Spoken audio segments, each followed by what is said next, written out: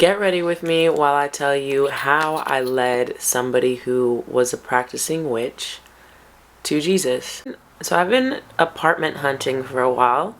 I had randomly booked a apartment viewing somewhere that was not in my area whatsoever.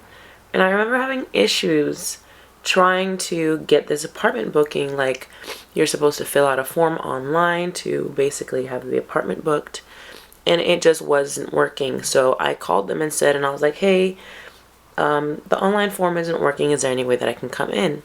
The woman said, oh, we're extremely busy. Like, I don't know if we can take you. And so I was already facing a lot of opposition, and this was my first, intuitive, something's fishy here.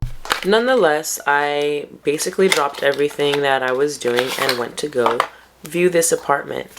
Now, when I got there, it looked a lot different than what it looked like online, which was my first. Got there and this woman was talking so much. Now, I've experienced this before, that when people are talking an excessive amount of much, especially women, I know that it is not them, but a spirit that's at work in them. I've been put in positions before where I have evangelized to a lot of people who are into spirituality, new age, or just plain witchcraft. And a lot of these people, because they are operating in familiar spirits or have spirits themselves, these spirits don't want evangelism. These spirits will waste your time and make you think that you're friends. So I caught on to this immediately. But if I were you, I would ask the Lord to show you discernment of spirits, especially when you are in a circumstance like that. Now for me, because I was in witchcraft, and obviously these spirits kind of like to test your boundaries to see if you will continue feeding, being their friend, or if you are going to do deliverance on them. It is a sneaky little demon. Anyway, I was trying to get out of this apartment as soon as possible, because she even mentioned about the management, how they had put pictures online of this place basically looking different than it really looks. This is how God used a bad situation for his good. This woman is basically talking my ear off and just going in and being used by spirits. I want to get out of there because I can already sense that something is completely off. I'm just discerning it, and I kind of get a little bit frustrated. But I'm just asking God, why am I here?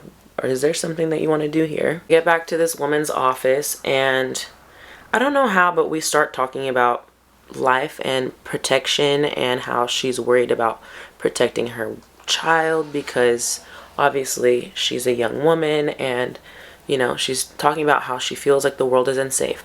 Then I start talking to her about God, and I tell her, the best source of protection is God, and I give her some examples about how God protected me.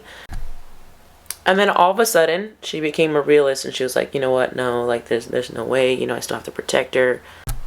I don't know how we got to this conversation, but she was like, you know what? She's like, I'm kind of like you. I know things. And I was like, hold up. I asked her, how do you know that I know things? I never told you that I know things. And that's when I caught her. Or rather, the Lord caught her.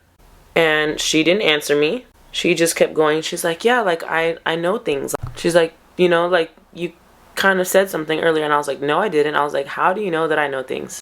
Then she starts talking about how she had a spiritual encounter about heaven, and how her ancestors were basically telling her that she was going to heaven. I knew right then and there that the devil had deceived her, obviously, to believe a lie. And she also had a necklace that had the number 555, I believe. But basically, we continued this conversation about us knowing things. But the Holy Spirit came over me like a fire, so much that I was shaking and I was so hot. And I was like, the way that you know things is through the devil. The way that I know things is through God. And I basically told her, I used to know things through the devil because I used to be into what you're into.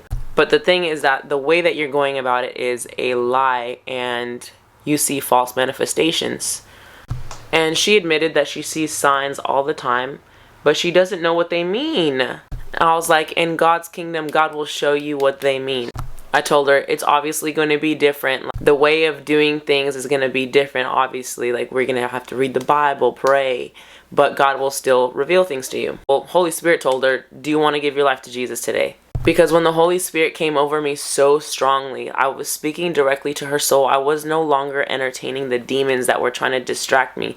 I spoke to her with power of the Holy Spirit and basically asked her if she wanted to give her life to Jesus that day. So she gave her life to Jesus that day, repented, and when I prayed for her, the Holy Spirit came over her so strongly that she totally witnessed the power of God. And I believe that that is what people are looking for in this age.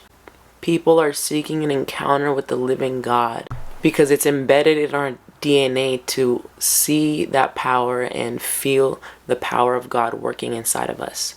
Now, if you are a believer and you are somebody who likes to pray for new believers, please add Gloria on your list because obviously she is new to the faith. And we want God to lead her life so that God finishes what he started in her. And that's how God led me to help bring a witch into the kingdom.